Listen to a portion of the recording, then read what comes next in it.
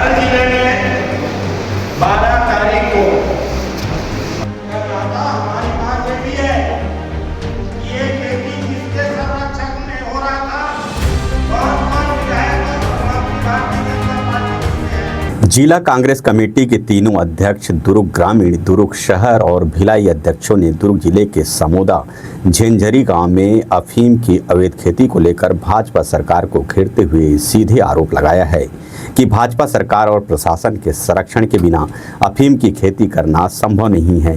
इस अवैध नशे की खेती पर मुख्यमंत्री और गृह मंत्री की चुप्पी कई सवाल खड़े कर रही है। अफीम की खेती में कौन कौन मंत्री और अधिकारी शामिल है, इसकी जांच होनी चाहिए। अवैध अफीम की खेती को लेकर विपक्ष अब राजनीतिक हथियार के रूप में इस्तेमाल कर रही है और इस मामले को तूल दे रही है। पत्रकार वार्ता में कांग्रेसियों ने कहा कि जब तक इसकी जांच नहीं होती तब तक हम कार्रवाई की मांग करते रहेंगे। भाजपा नेता विनायक त्रामकार को बचाने राजनीतिक दबाव आ रहा है। भाजपा सरकार इस मामले को दबाने, लीपापोती करने का अगर प्रयास करती है तो कांग्रेस पार्टी चुप नहीं बैठेगी और इस मुद्दे को लेकर व्यापक आंदोलन करने की बातें भी कही।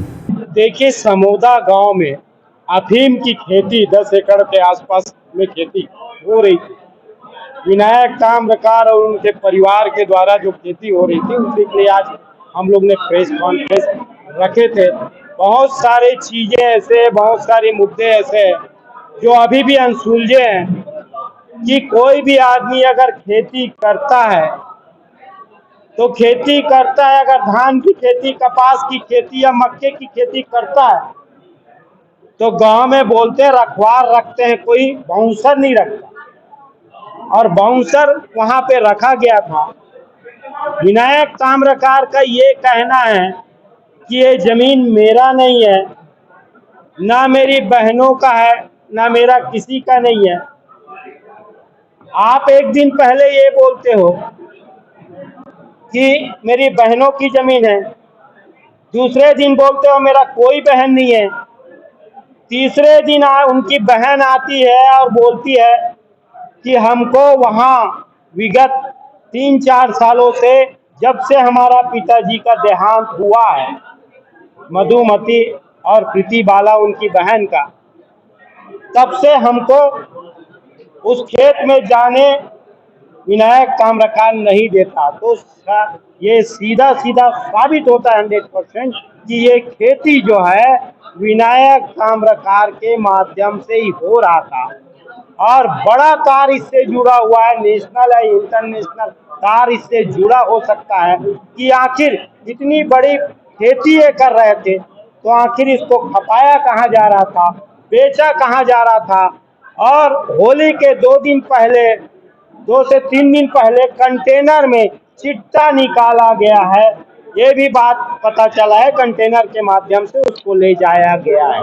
देखिए, प्रशासन का कार्रवाई जो है, ये कार्रवाई से हम लोग संतुष्ट हैं। हमारी ये है कि गिरफ्तारी तो इनकी हो गई है और इनको नार्कोटिक्स जो धारा जो होती है, बड़ी से बड़ी धारा इनको लगे।